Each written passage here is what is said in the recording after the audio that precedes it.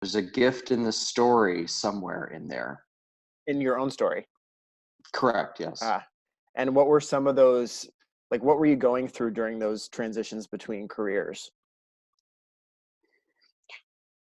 Well, pretty much everything Yeah. that a human could go through in their experience, death, loss, bankruptcy, cancer.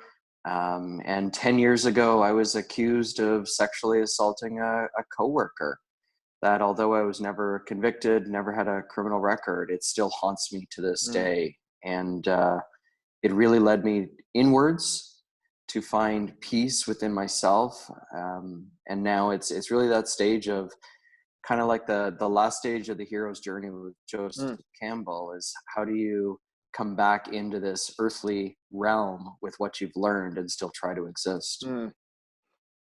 And what are some of those lessons that you've learned, and what are you looking to teach now about change?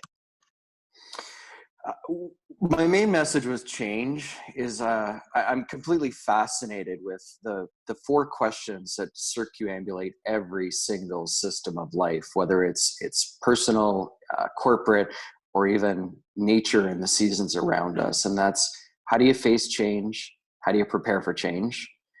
The second being, how do you go through suffering? And there's not a lot really in our modern day and age that speaks to that. The great mystics through time have always focused on the power of suffering. How do you, when you're in the dark night of the soul, how do you get through that? And then once you're on the other side, how do you find joy out of that suffering?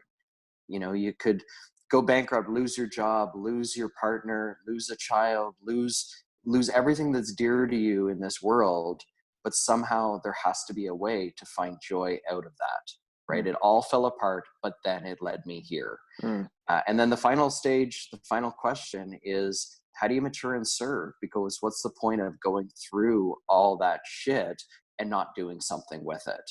mhm, And if what I've learned is that you don't figure out what to do with it and how do you go on and help others, you usually end up repeating the same patterns.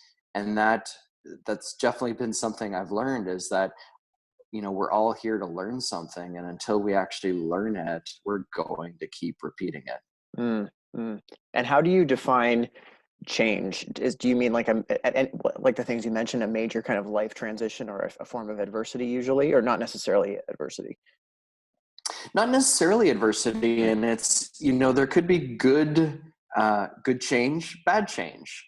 We sometimes forget that even good change needs to be grieved. Good change needs to be dealt with, whether it's you get a promotion or one of the things that I'm really um, passionate and focused on now is even the journey of a man. We don't have very many men that are out talking about, you go through the stage where you're a teenager and you're focused on getting an education, getting a partner, getting a career.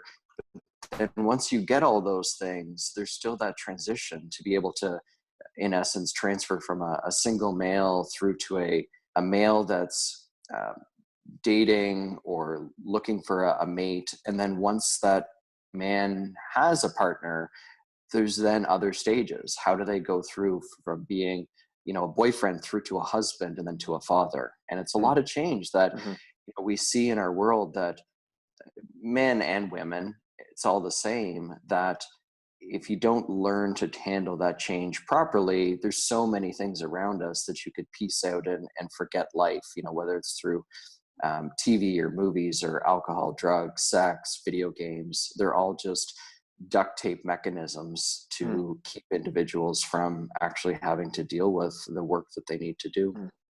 And for anyone watching, are there any kind of tips that you might give if someone's going through a big change? What are a couple things that you would say to keep in mind? Compassion Mm. is number one for me. Compassion for For yourself, yourself, yeah. compassion for your others. We're all on this journey. We're all on this process of really trying to figure it out as we go and to help each other get to where they need to be. And we live in such a judging, toxic culture shaming world where it's so easy to point fingers and blame others. But a big part of it is most are just projecting out into the world their own brokenness, their own Mm, hurt, their own anger. So it really starts with being compassionate for yourself, being compassionate towards others, and then trying to stay authentic. It is such a challenge to be yourself, and most people don't even know who that person actually is. We spend a lot of time trying to fit in, to live up to others expectations. And then there's that element of humility.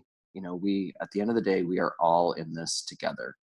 No one is better, no one has their proverbial shit figured out. We're mhm. all just on a journey trying to learn.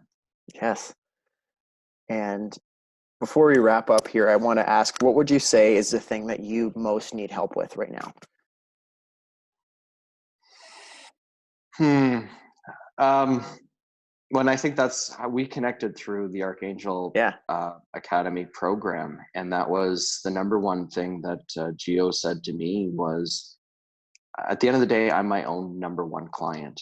Mm, There's still um, every time there's a story in the media surrounding a Me Too concept, it hits home because for me, as a man who was accused of sexual assault, no matter where I go, the story is always thrown back in my face because it's there, it's in the media, it's easily Googleable. mm, And for me, it's a daily journey trying to make peace with that and trying to, again, understand that others that are projecting onto me, it's not necessarily about me, it's about the global culture we're living mm, in. mm. Thank you. Thank you for this short little interview. And I just want to wrap by asking, where can people find you online? My website, kevintcahill.com, Facebook, Twitter, LinkedIn. I'm out there. All you have to do is Google my name and you'll find me. Cool. Thanks, Kevin. Thank you very much, Dan.